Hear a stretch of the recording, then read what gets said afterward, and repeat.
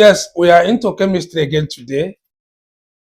My joy is that you are following me, and I love your comments. The questions you are asking me are okay. They are in good directions. Because we are trying to ensure that the Africans also develop scientifically. We should not base only on the Europe, Asia. We have to develop our own science here in Africa, and we have to start it now. So your questions are in order. We are going to start today again by the analysis of ion. In our last class, I defined ion for you. I told you that ion can be defined as any atom that is charged. And I say, how is atom charged? Atom is charged either by gaining electrons or by losing electrons. When an atom loses electron, that atom becomes positively charged, and I called it cation. In the last class, I defined for you an ion. I said an ion is formed when an atom gains electron. So today, we are into analysis of this ion 2 and ion 3. Ion 2 and ion 3. So we'll be able to distinguish between ion 2 and ion 3. Someone asked me a question that he doesn't understand the symbols I'm using. So today, you pay attention, you understand why we are using the symbol in the next class. Thank you. Now, we are going to analyze ion 2 first. What are we going to make use of? We are going to make use of the reagent, sodium hydroxide solution as a reagent. We make use of potassium thiocyanate, and we also make use of potassium hexacyanoferrate. You pay attention. Then with the reactions we are going to get as we are testing with the observation, we're able to distinguish between ion 2 and ion 3. We start now. We start by testing for ion 2. So we start with ion 2 now. Ion 2. Number 1. My researchers are going to use the test tube and spatula to collect the sample. This sample here is ion 2. Let us see how this ion 2 reacts with some of the reagents that will help us to know that this particular ion is ion 2. Now, collect, please. Collect the sample and let us analyze. Let's analyze them. Good.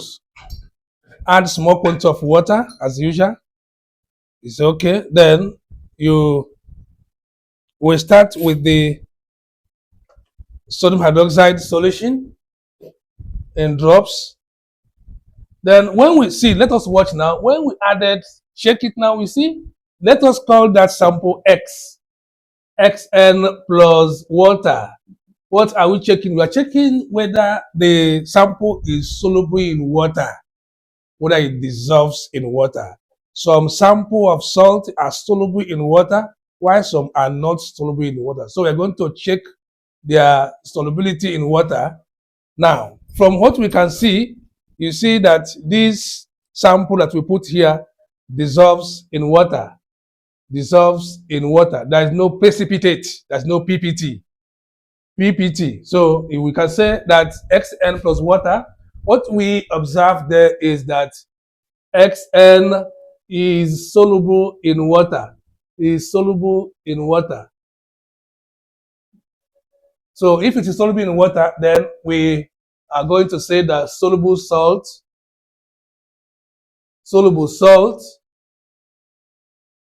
is present. So we are sure that the salt is soluble in water. That is number 1. Then in number 2, we are going to add a reagent. Reagent like sodium hydroxide. Sodium hydroxide. Let's see what's going to happen when we add the sodium hydroxide in the sample, in drops. And then in excess, drop small quantity, and then we shake. When he added small quantity in it, we see the dirty green PPT, dirty green. The solution is dirty. It's dirty green. The color is dirty green. So when it is dirty green, we expect that this might be iron. This is because this is good.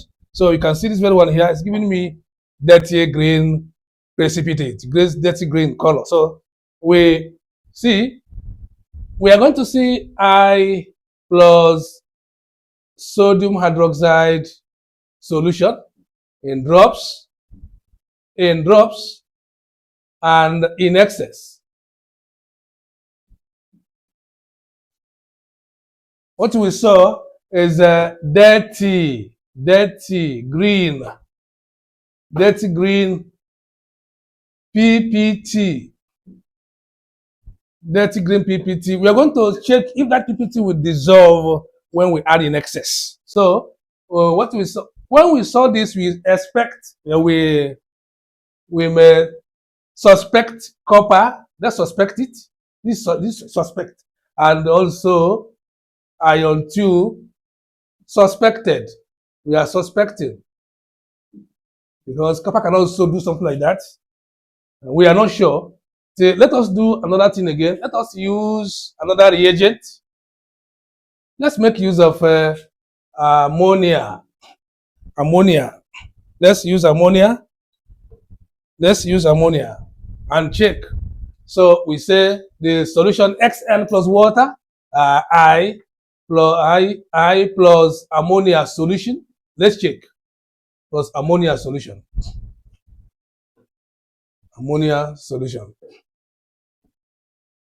Yes. Then we add, and then we check the color. The color there. Good. It's okay. That work can serve. So we add ammonia solution as a reagent to test for the iron 2. Let us see what we're going to get now. Yes. Okay. The same thing we got, the same color we got when we added the sodium hydroxide, the same thing we got when we added ammonia. So this is iron 2. This is iron 2. This is iron 2. Now we got dirty green solution. So iron 2 is present. Iron 2 does this. Iron 2 is the only iron that can turn dirty green color in both sodium hydroxide solution and also in ammonia solution. But we have to use also the potassium hexacyanophrate to be sure. Let's use this one again. Potassium hexacyanophrate. Collect iron 2, and let us test potassium hexacyanophrate with iron 2. No, not here again. Another fresh one. Good. That is it. Good. Add potassium hexacyanophrate. Good. Yes. Yes. Small. Good. It's okay. Then add the solution of the potassium hexacyanophrate. So we have Xn plus potassium. Good.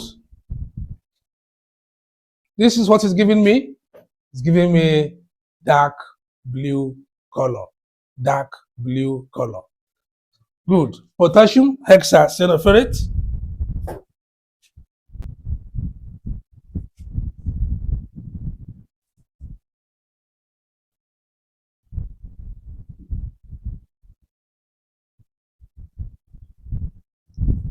potassium hexacyanoferrate gives me dark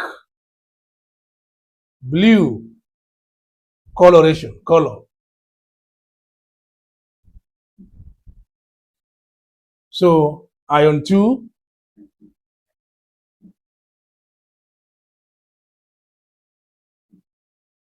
present. This is for ion 2. What have we understood now? What we have understood is that in chemistry, there is what we call analysis of salt. Why do you analyze salt? We analyze salts to find out the content, the composite of that salt. So from here, we have understood that this particular sample contains ion 2. The cation present in this is ion 2. In the next class, when we are going to do analysis, we are going to analyze the anion present, because it's not only ion 2 that is here.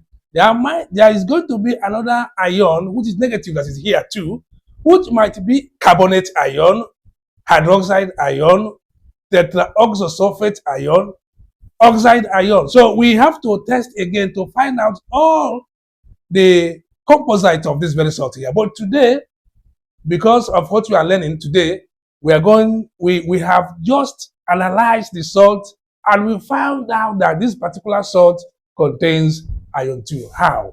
Because it is the only salt that turns dirty green color with sodium hydroxide solution and with ammonia solution. We are not going to say that we are confirming it by using the potassium hexacyanoferrate, because even ion 3 can do that.